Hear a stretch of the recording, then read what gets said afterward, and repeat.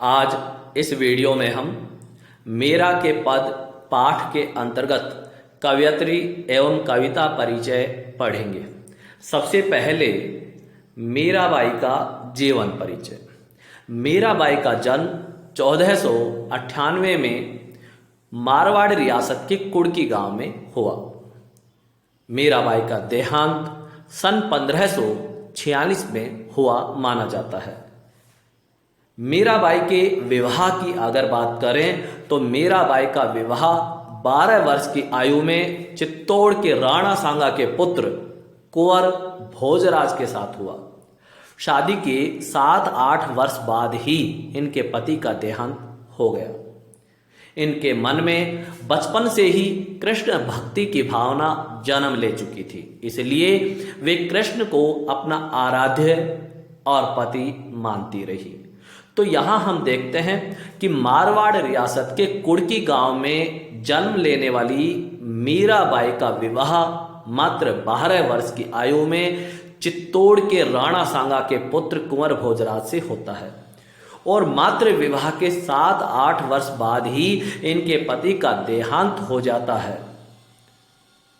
जैसा कि बताया गया है कि मीराबाई के मन में बचपन से ही अपने आराध्य कृष्ण के प्रति भक्ति भावना जन्म ले चुकी थी, इसलिए वे कृष्ण को ही अपना आराध्य मानती हैं और अपना पति भी मानती रही है।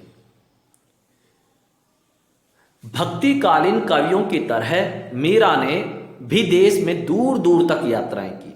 चित्तौड़ राजघराने में अनेक कष्ट उठाने के बाद ये वापस मेड़ता आ गई।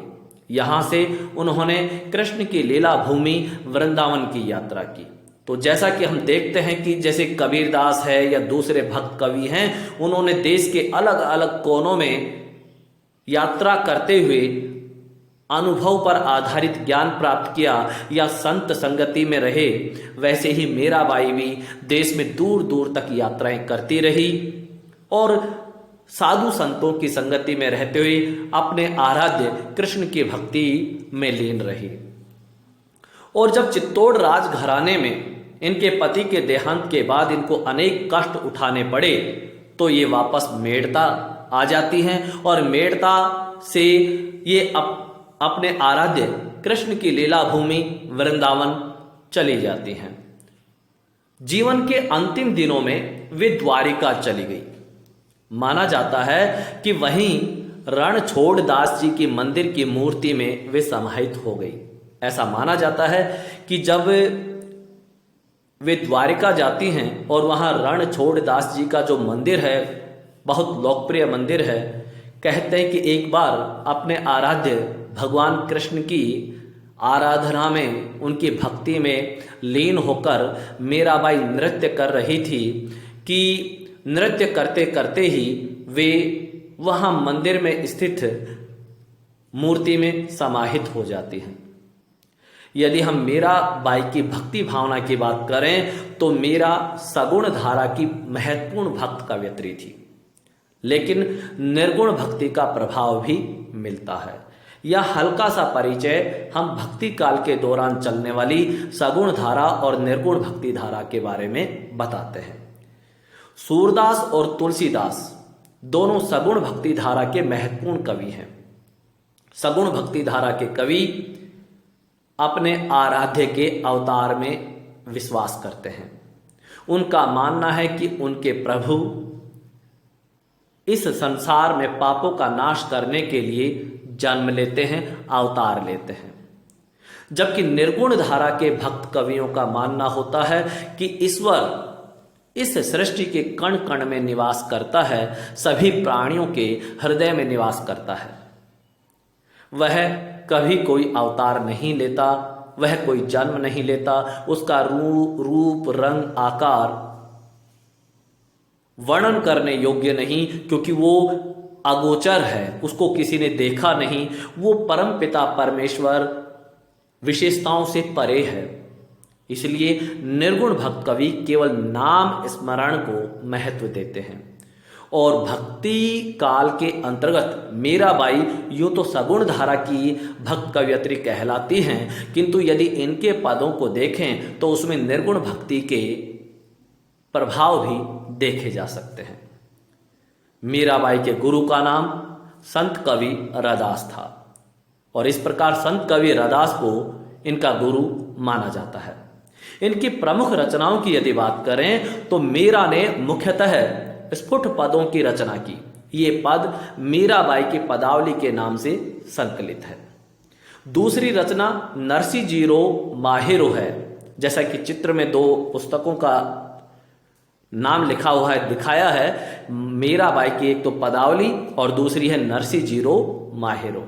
ये दो मुख्य रचनाएं मीराबाई की मिलती हैं। इन्होंने लोक लाज और कुल की मर्यादा के नाम पर लगाए गए सामाजिक और वैचारिक बंधनों का हमेशा विरोध किया।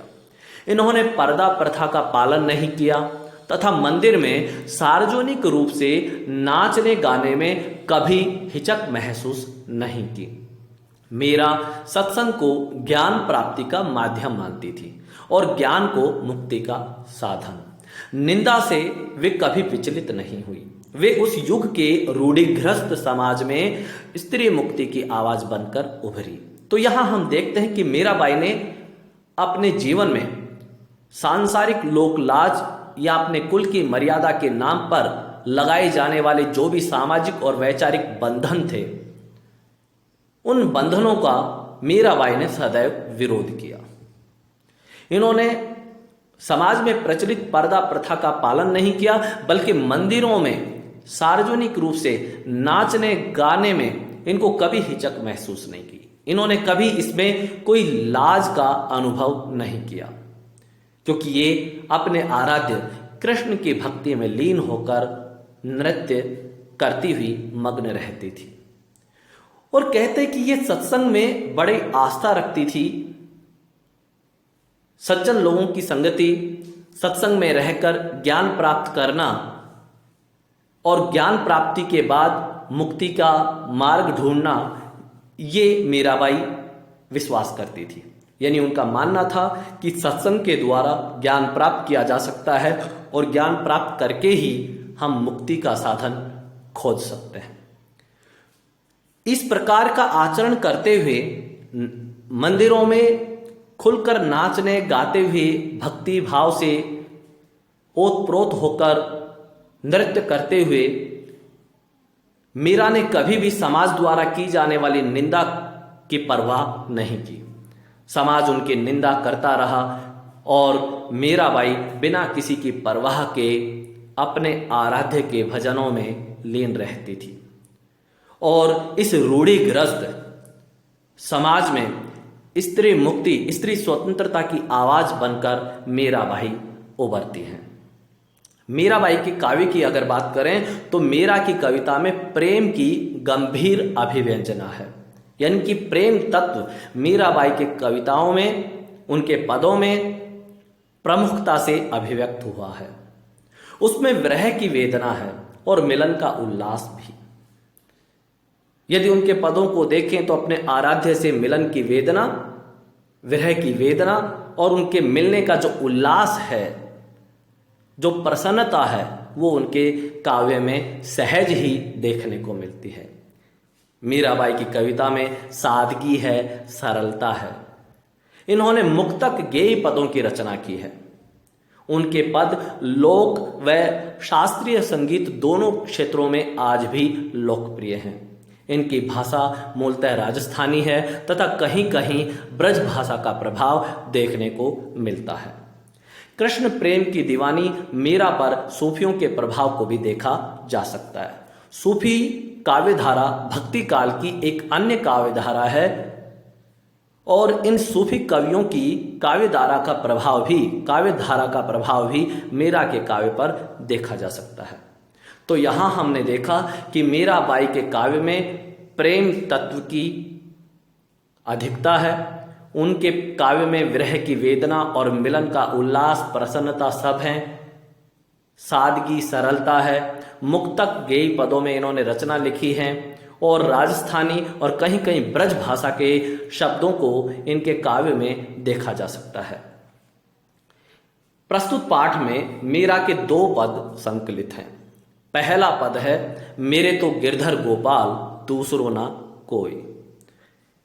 पहले पद में मीरा ने कृष्ण के प्रति अपनी अनन्यता व्यक्त की है तथा व्यर्थ के कार्यों में व्यस्त लोगों के प्रति दुख प्रकट किया है। पहले पद में गिरधर गोपाल को ही अपना सब कुछ मानते हुए मीराबाई ने कृष्ण के प्रति अपनी अनन्य भक्ति भावना व्यक्त की है, और जो सांसारिक लोग व्यर्थ के कार्यों में व्यस्त रहकर उस परमपिता परमेश्वर के प्रति ध्यान ना रखते हुए सांसारिक मोह माया में लीन रहते हैं, उनके प्रति दुख प्रकट किया है। और दूसरा पद है, पग घुंघरू भांति मीरा नाची। इस दूसरे पद में प्रेम में डूबी हुई मीरा सभी रीति रिवाजों और बंधनों से मुक्त होने और गिरधर के स्नेह के कारण अमर होने की बात कर रही हैं। अपने आराध्य श्री कृष्ण के प्रेम में सरोबार होकर मीराबाई सांसारिक रीति रिवाजों और बंधनों से मुक्त होने की बात जहां कहती हैं, वहां अपने आराध्य गिरधर के प्रेम में अमर होने की बात भी इस पद में कहती हैं। तो इस प्रकार प्रस्तुत पाठ में मीराबाई का जीवन परिचय और उनके पदों का परिचय हमने प्राप्त किया। अगले वीडियो में हम मीराबाई के इन 2 पदों को व्याख्या सहित काव्य सौंदर्य सहित पढ़ेंगे। धन्यवाद।